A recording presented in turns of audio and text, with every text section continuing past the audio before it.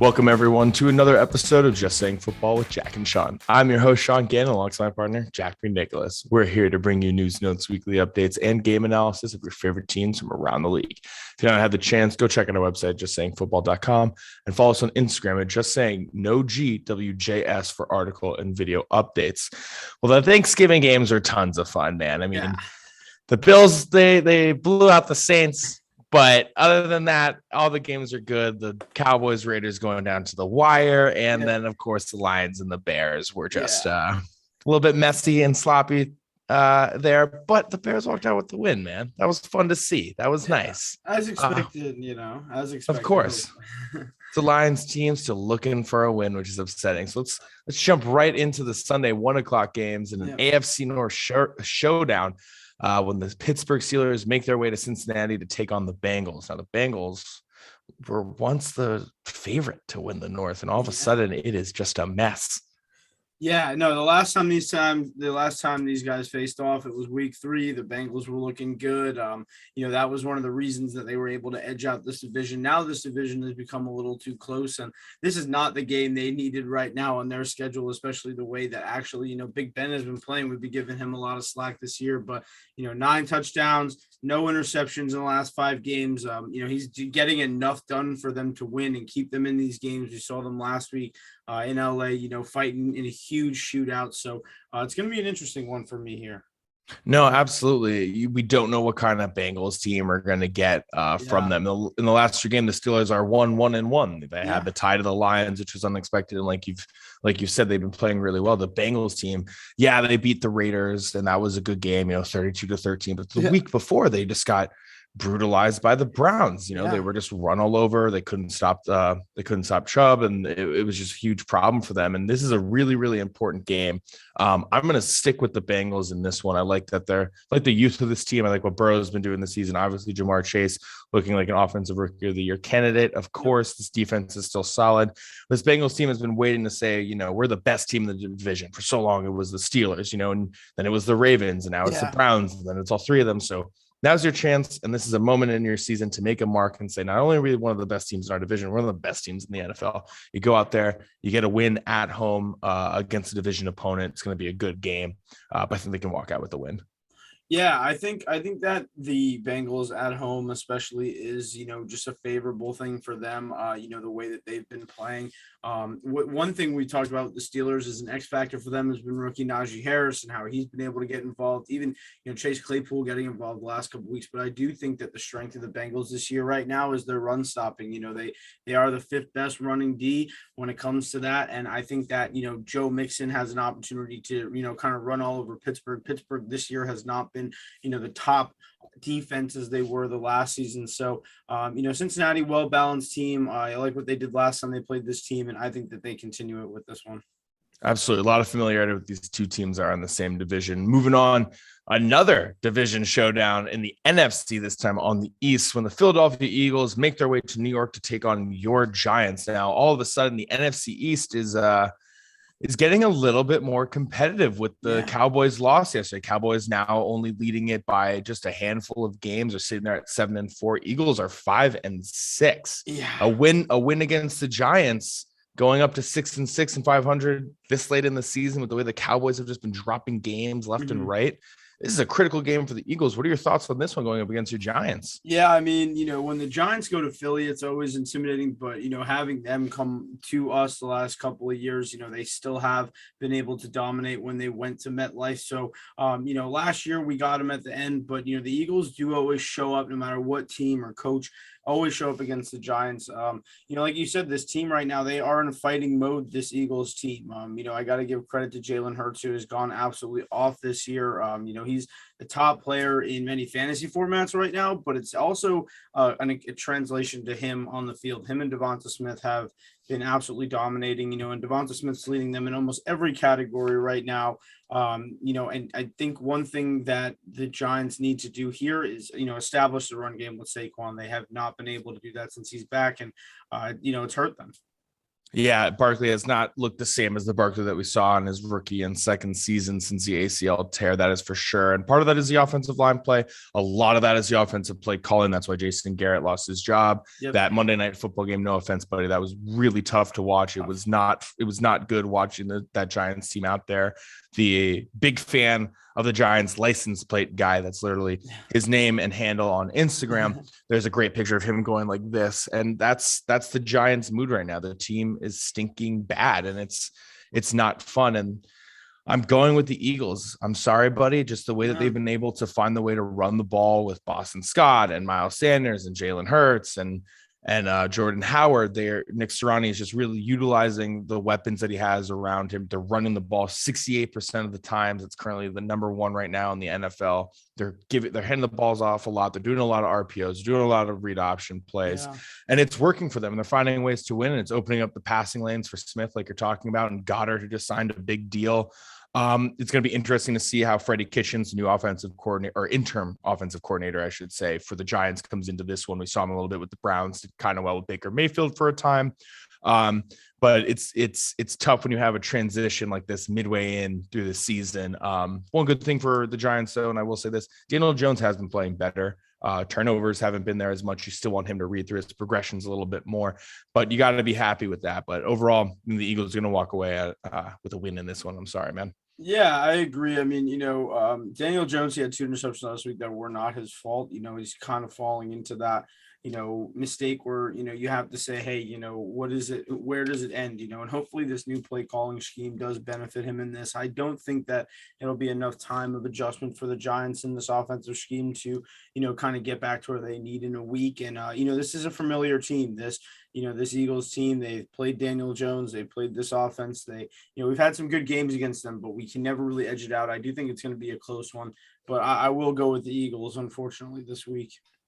Sorry to hear that. I know you hate doing that, but moving on, we have the Carolina Panthers heading out to Miami to take on the Dolphins. Super Cam is back, had another multi-touchdown game. Again, the Dolphins defense, though, is still surging since that Ravens win. So what are your thoughts on this one? Yeah, I mean, you got to give credit to both these teams' defenses, how they built them up. I think this is going to be, a very defensive matchup. The way that, as you mentioned, they were able to shut down Baltimore. I think they're going to do the same thing with Cam, a lot of quarterback containing, a lot of press coverage. And on the other side, you do have this, Carolina team that has really come up and they're able to make, quarterbacks like Tua Tagovailoa very uncomfortable. I do think it's going to be a great matchup, Jalen Waddle versus Stephon Gilmore, DJ Moore against Xavier Howard. It's going to be interesting to see how these quarterbacks are able to utilize their weapons against these really disruptive defenses. For me, though, I got to go straight out the gate. The Panthers, I love what, DJ Moore has been doing. Christian McCaffrey is back in action. They got Super Cam back, as you said. Too much upside for me this week with the Panthers. Yeah, for some reason, when it's Cam Newton and Christian McCaffrey is just an absolute animal. He seems to be way more healthy. They run the ball a lot more, and it's probably because it is Cam Newton. He is a big guy, like 6'4". He runs the ball really well. You have to pay attention to those read option plays. And the problem is that they're both McCaffrey and Newton are so shifty in their own way, and given the differences in size, it's just really hard to stop that attack for sure. I'm also going to lock in the Panthers. I think that that defense is still good. Hassan Reddick having a sneaky good season with 10.5 sacks, up there in the top 5 right now in the NFL for most sacks, and he's coming off as a linebacker. So that's really impressive for him. I think that this defense is still good. DJ Moore is still solid again, and Cam Newton has just been operating this offense really well. And while the Dolphins have been playing better, it's just there's something about that offense. They can't run the ball very well with Gaskin. He doesn't get it done, and Waddle looks good, but he doesn't have a complementary guy with him just yet. And I think that works in the favor of the Panthers. Yeah, and you can definitely see the missing here of like Devontae Parker. When he goes out, it really does affect their team. Jalen Waddle does need that guy on the other side of the field. I think that, the Panthers have made a key to shut down passing offenses this year. And not the biggest threat when it comes to passing offenses, Miami. Yeah, no, and sadly, the Dolphins' 3-game win streak will get ruined this weekend. Moving on, we have the Tennessee Titans heading to New England to take on the Patriots. Tennessee, man, the injury bug continues. AJ Brown hurt his chest last week. It's looking like he's not going to be in for this game. He has not practiced this week, still dealing with said injury. They also released Adrian Peterson, so expect a lot of Deonta Foreman in this game, along with McNichols if he's back from the concussion protocol and things like that. And right now, when we're talking about the Patriots, talked about this last week and what they do so well, they take away your number one guy, and maybe the microwave away is there's not a number one guy on our team right now, so you don't know who you're gonna need to defend right now. I know, and it's crazy that the Titans are in the position they are with their record at 8-3, and the New England Patriots are now fighting with the Bills for this AFC East supremacy. And as you mentioned, just too many to count when it comes to the injuries for the Titans. And they released Adrian Peterson this week. It's very interesting to me. I mean, Ryan Tannehill has been going through it this year. The most intercepted quarterback. He has 12 picks. He's been sacked 31 times in these 11 games. Definitely see the missing Derrick Henry effect there. It's one of those things where if Derrick Henry was in, you'd be like, hey, all you got to do is hand the ball 30 times. But New England, the way they have been able to play the last couple of weeks, we were talking about it on the Thursday night show last week, just on an absolute streak. And then for them to come in last Thursday, dominate, shut out Atlanta, and then have 10 days to prepare for this game. Very hard for me to find, any X factor for the Titans besides their defense maybe stepping up like they did with the Rams. But I'm going all New England this week. I'm loving what Mac Jones is doing. I think that they're, about to set the bar high right now. New England, they're the best allowed, in points per game allowed. They're only allowing 16.1 points a game. So I'm going full-fledged New England with this one.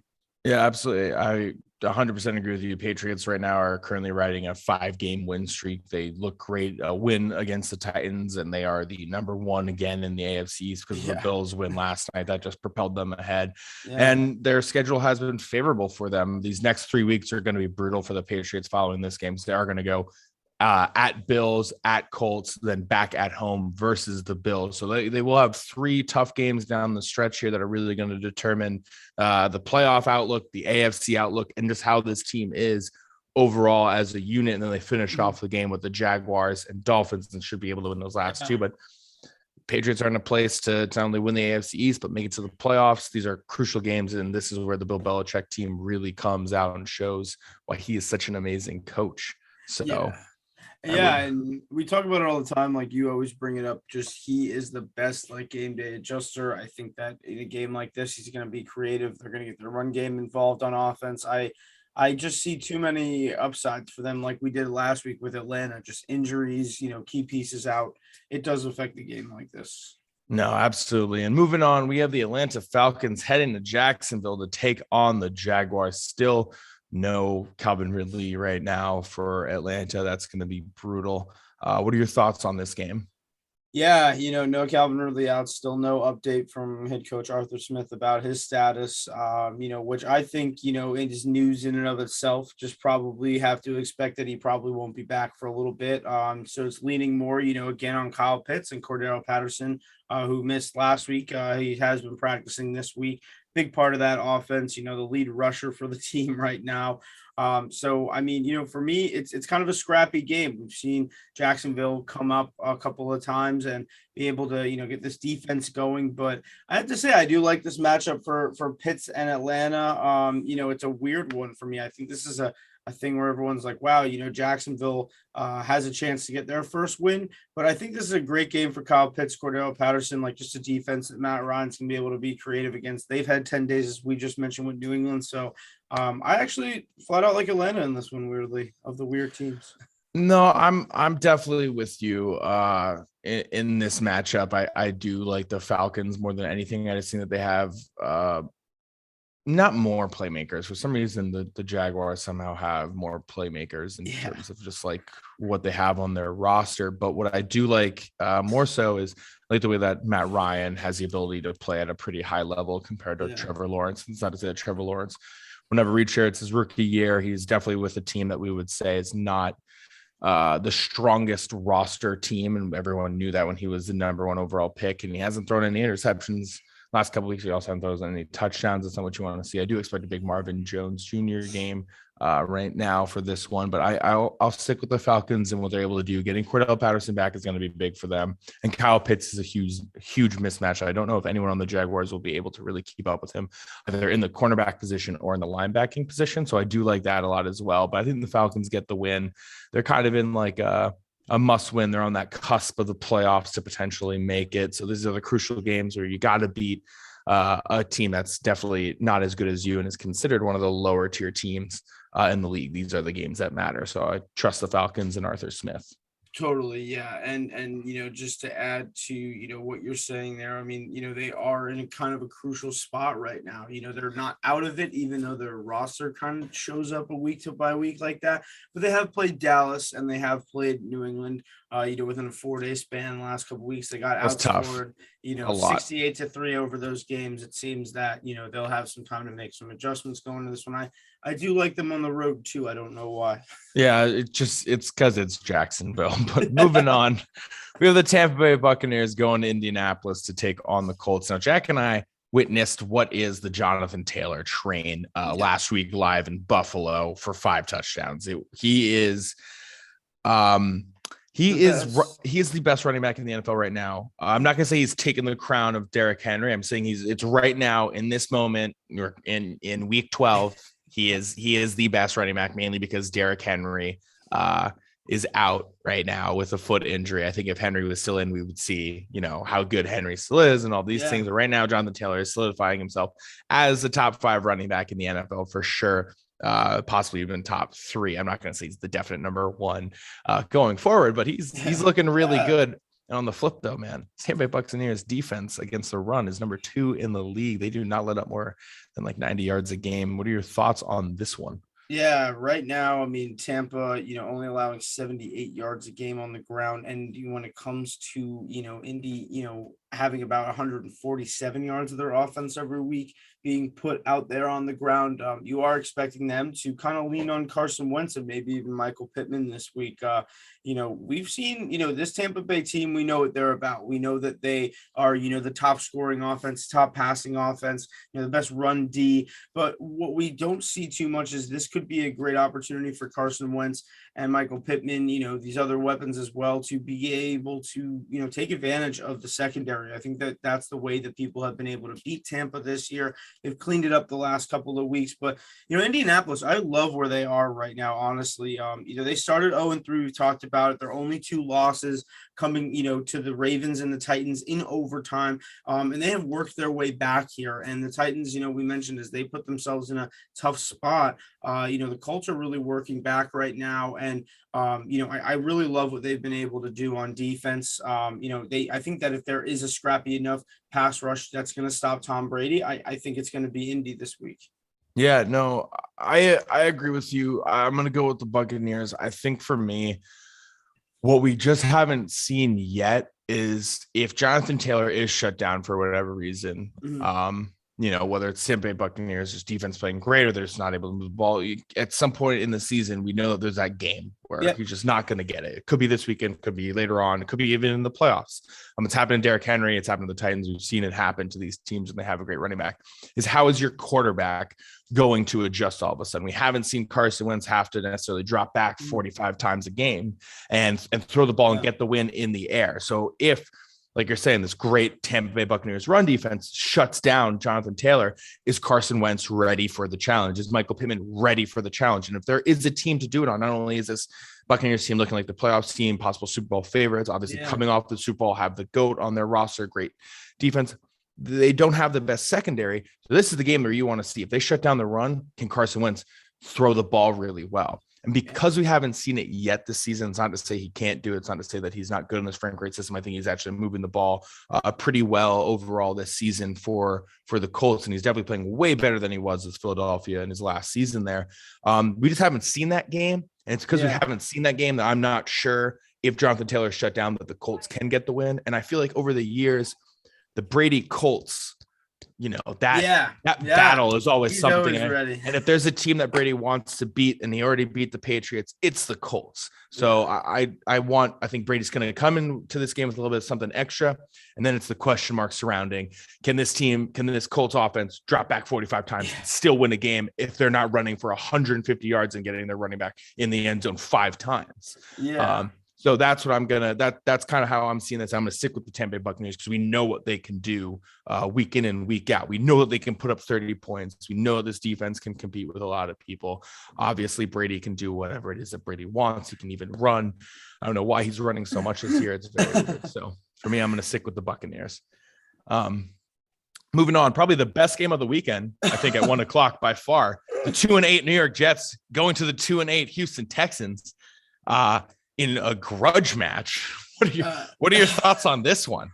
Yeah, real big finale here for the 1 p.m. game video here with this. But man, I mean, have two teams gone through more turmoil than each of these two teams together? I mean, they're 2-8.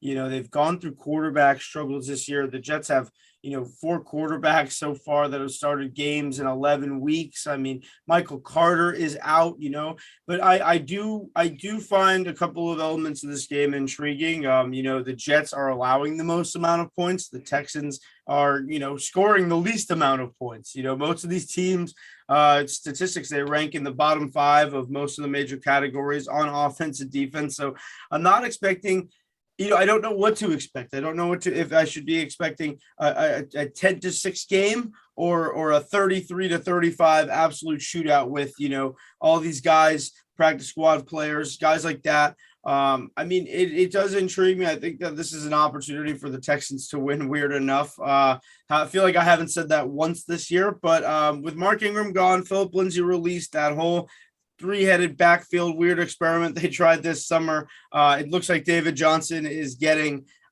his due, and David Johnson really needs to prove that he can be his old self. I like Brandon Cooks versus defense, but I gotta say, not too many elements I like on both defenses of these teams. It's going to be an interesting fight between 2 first-year head coaches, I guess. Yeah, I think it's going to be what you said. It's going to be like a 35 to 34 game, and everyone's going to be like, what the heck is going on? No one expected this. Or it's going to be just like an ugly 12-9. We're going to watch 7 field goals. This is going to be Zach Wilson's first game back in a ton of weeks. Some news about this game, though, is Mike White and Joe Flacco are on the reserve COVID list for week 12. They will not be active for this one. So if Zach Wilson goes down for whatever reason, you will not see either one of those guys. You're going to be looking at your practice squad quarterback, which is not what you want to see. It feels like the Jets should have the advantage because they have Corey Davis and Elijah Moore, Elijah Moore is looking like a great rookie for the Jets. Looking like he's definitely going to be the future of the team in terms of their wide receiving core, and is looking like he's going to be Zach Wilson's guy of the future. But kind of with you, there's something about the Texans where I feel like they're just going to sneak out some weird win. And I do like Tyrod Taylor more so than Zach Wilson as a starter in the league. And I think I wanted Brandon Cooks to get traded during the trade deadline. I feel like this man, constantly has 1,000-yard seasons, regardless of who is quarterback, whether it's the Saints or the Patriots or the Rams. He's on pace to still get 1,000 right now with the Texans. Wanted him to get traded. He's the only bright spot of this offense. You don't know what David Johnson you're going to get. Is he even going to be back at all in terms of health and what he once was? But I'll stick with the Texans. I like Tyrod Taylor. I think his legs are going to be a huge factor in this game, and let's see how many times he's able to get 10 yards here, 20 yards here, get a rushing touchdown, things like that. That to me is going to be the X factor. He's able to just see the field a little bit better to me than Zach Wilson is currently right now in his rookie season. And again, Wilson's coming off of all the injuries. He's, has had a pretty rough start to his rookie campaign and the start of his career. So a lot of factors in this one. I'm going to go with the Texans. Yeah, I mean, and to just bring up a point about the Texans, they did have that weird 4-interception game versus Jacksonville. They have had weird games this year where they've stepped up. They just beat the Titans off of 4 interceptions. Yeah, Titans. Yeah. So I mean, it's stuff like that where you have to expect maybe they have something ready for this. Yeah, you get 4 interceptions on a playoff team, and you're only 2-8. You're not making the playoffs, but you're like, well, we're coming home. Why don't we give the home fans something to be thankful for? Give them a win.